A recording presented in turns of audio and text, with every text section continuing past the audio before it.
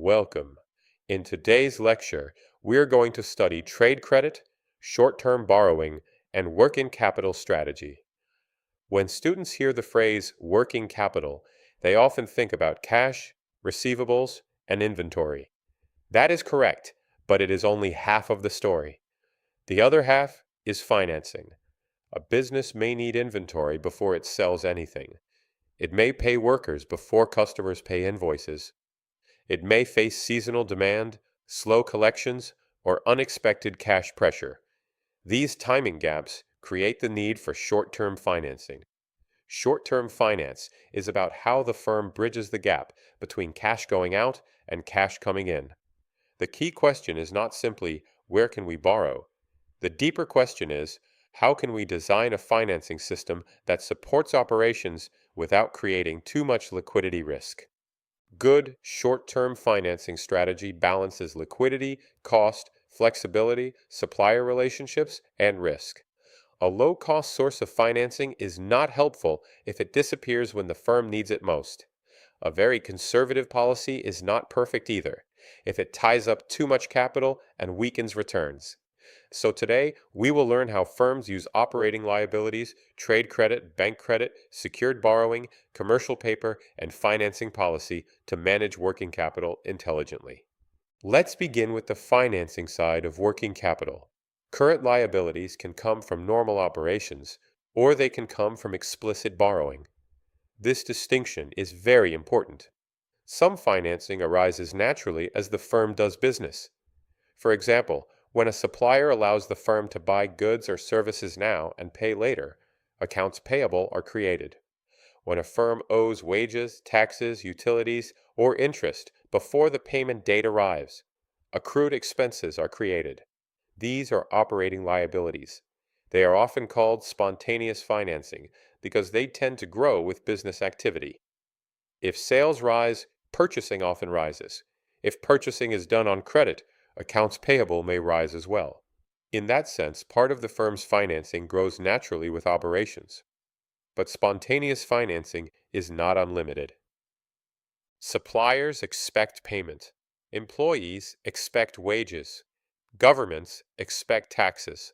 Utility providers expect bills to be paid.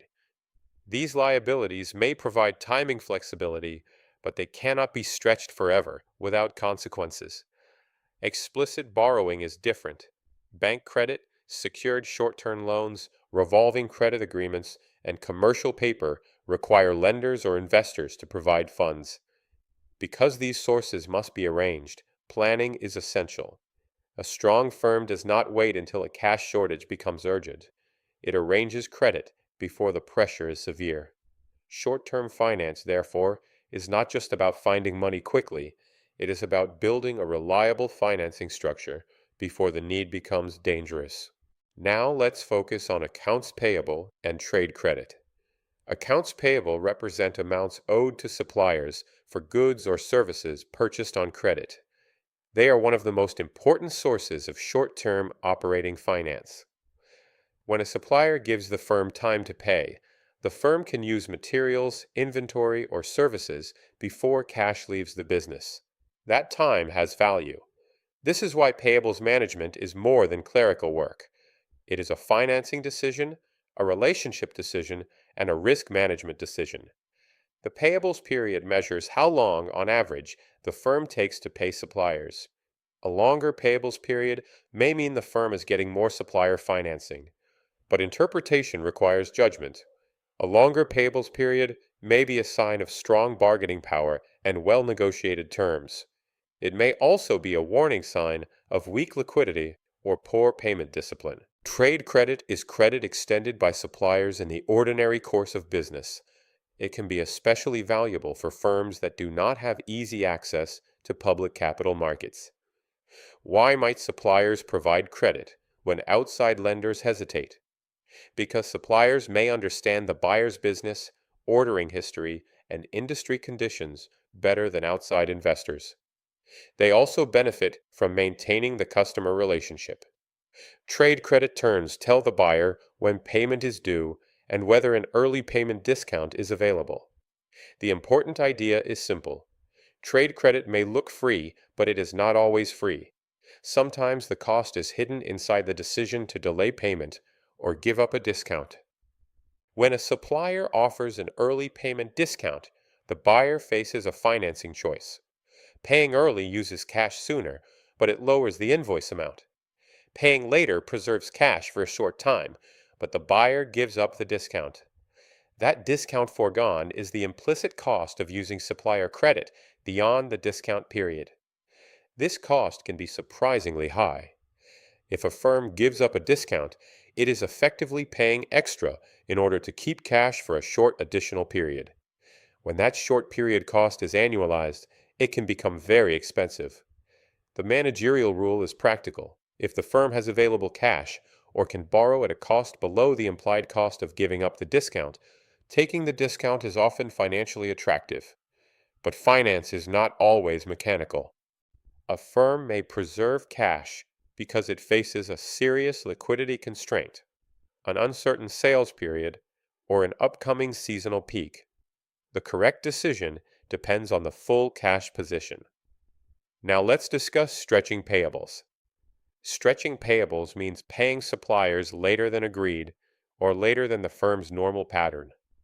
It may temporarily improve cash flow, but it can damage trust. Suppliers may reduce credit limits, shorten terms, remove discounts, charge late fees, require cash on delivery, or delay shipments. That is why supplier credit should be treated as a relationship asset, not just a financing source. Short-term borrowing is used when operating cash inflows, available cash balances, and spontaneous financing are not enough to cover cash outflows. The need may be temporary, seasonal, unexpected, or connected to rapid growth. Required current assets must be financed by some combination of spontaneous financing, available cash support, and borrowing. The finance manager should ask several practical questions. Is the need temporary or permanent? What asset or cash flow will repay the borrowing? How much borrowing capacity should be reserved for surprises? What happens if customers pay slowly, sales are delayed, or lenders reduce availability? These questions lead us to bank lines of credit. A line of credit allows the firm to borrow up to an agreed limit for short-term needs. The firm can draw funds when cash is needed and repay when cash becomes available. Lines of credit are useful for seasonal needs, temporary working capital shortages, and cash timing mismatches. Important features include the credit limit, interest rate, commitment fee, borrowing base, covenants, maturity, and renewal terms. A revolving credit agreement is usually a more formal, committed arrangement. It often gives the firm the right to borrow, repay, and reborrow during the commitment period, as long as the firm satisfies the agreement. The important lesson is this: flexibility has value. A credit facility may cost money even when it is not fully used, but it can protect the firm when cash flows become uncertain. Now, let's examine secured short-term borrowing. A short-term loan may be secured by current assets, such as accounts receivable or inventory. Collateral reduces lender risk and may allow the borrower to obtain credit that would otherwise be unavailable or more expensive. This is common in asset-based lending. In asset-based lending, borrowing availability is often tied to eligible receivables and eligible inventory. The lender does not simply look at total receivables and total inventory. The lender asks, which receivables are collectible?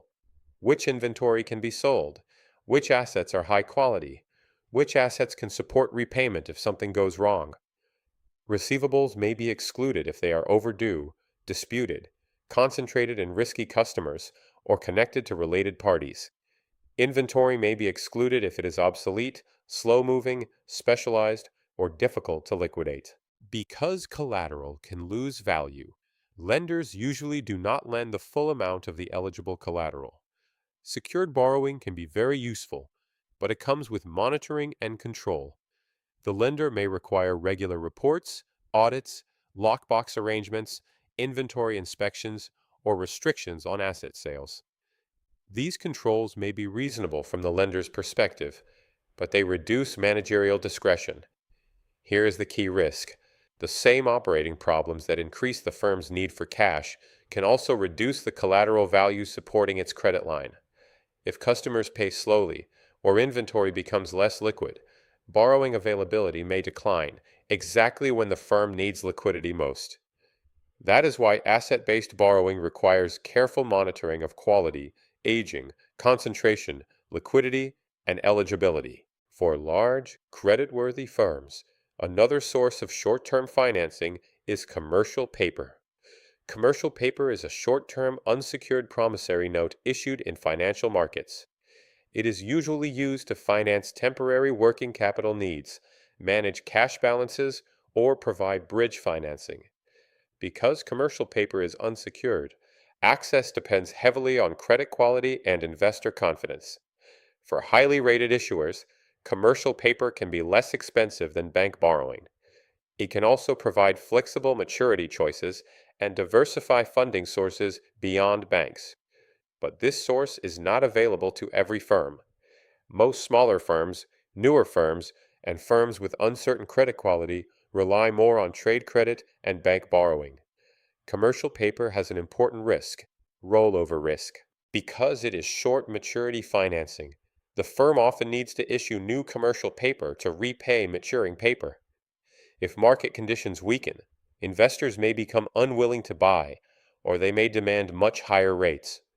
This is why many issuers maintain backup bank credit lines. The backup line provides a safety net if the commercial paper market becomes difficult. So commercial paper can be powerful, but it should not be viewed as automatic or permanent financing. It works best when supported by strong credit quality, disciplined maturity management, and reliable backup liquidity. The broader lesson is that every financing source has conditions. Some sources are cheap but fragile, some are flexible but costly, some are reliable but restrictive. Good financial management is about understanding not only the price of financing, but also its reliability under stress. Many businesses do not use current assets evenly throughout the year. Retailers may build inventory before a major selling season. Agricultural firms may borrow during production periods and repay after cash inflows arrive. Manufacturers may build inventory before peak demand. Tourism and hospitality firms may experience strong cash inflows in some periods and weak inflows in others. Seasonal firms need financing plans that recognize timing. Annual totals can be misleading. A firm may look healthy over the full year, but still face severe cash pressure before the profitable season arrives. A seasonal financing plan should identify when inventory begins to rise, when receivables peak, when customer collections arrive, when supplier payments come due, and when the maximum borrowing need occurs. The maximum seasonal financing need is especially important. Liquidity problems usually happen at the peak of cash pressure. This leads to the distinction between permanent current assets and temporary current assets. Permanent current assets are the minimum level of cash, receivables, and inventory needed even at the low point of the operating cycle. Although these are called current assets, the need for them is ongoing. They behave like a long-term investment in the business. Temporary current assets are the additional current assets needed during seasonal peaks, temporary growth, or special operating periods. This distinction helps managers choose financing maturity. Permanent needs generally require stable financing. Temporary needs can often be financed with short-term credit that is repaid when the seasonal pressure passes. The matching principle says that the maturity of financing should generally match the life or persistence of the assets being financed. Long-lived assets and permanent current assets should usually be supported by stable long-term financing. Temporary current assets can often be supported by short-term financing because those assets are expected to convert back into cash. The logic is simple. If an asset will remain in the business for a long time, the firm should avoid depending entirely on financing that must be renewed frequently. If an asset is seasonal and will be liquidated soon, short-term financing may be appropriate because the asset itself provides the repayment source. This gives us three broad working capital policies. A conservative policy uses more long-term financing and keeps stronger liquidity protection. It lowers liquidity risk, but it may increase cost and reduce return. A moderate or matching policy uses long-term financing for permanent needs and short-term financing for temporary needs. It tries to balance flexibility, cost, and refinancing risk. An aggressive policy uses more short-term financing, sometimes even for part of the permanent current asset base. It may lower expected cost, but it increases liquidity and refinancing risk. The best policy depends on cash flow volatility, credit access, risk tolerance, operating flexibility, and the cost of capital. Also remember that the stated interest rate is not the full cost of borrowing.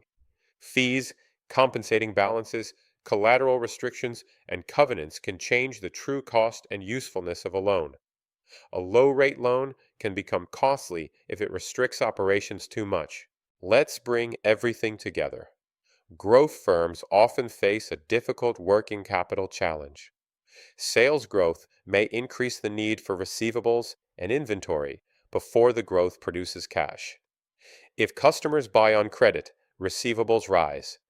If the firm must hold more inventory, inventory rises. If suppliers do not expand credit as quickly as sales grow, accounts payable may not provide enough spontaneous financing. A firm can experience a cash shortage even while revenue and accounting income improve. That is one of the most important lessons in working capital finance. Profit is not the same as liquidity. An integrated liquidity strategy connects operating plans, supplier relationships, customer collections, inventory policy, and financing arrangements. It does not wait until a cash shortfall appears. It asks how the operating model creates cash needs, and how financing choices can support those needs at acceptable risk. Managers should monitor a practical dashboard. Important indicators include the payables period, discounts taken, line availability, covenant headroom, collateral eligibility, peak borrowing forecasts, and supplier concentration. These measures should be interpreted together with cash forecasts. A firm may look safe on traditional accounting ratios, but still be vulnerable if borrowing availability is low, supplier terms are tightening, discounts are missed, or collateral quality is deteriorating. Finally, remember the central trade-off. More liquidity protects the firm, but it has costs. Less liquidity may improve returns when conditions are stable, but it leaves less room for error. The right strategy reflects both the cost of liquidity and the cost of running out of liquidity. Thank you for joining me today. I hope this lecture helped you see short-term finance as a complete working capital strategy, not just a borrowing decision. I'll see you in the next video.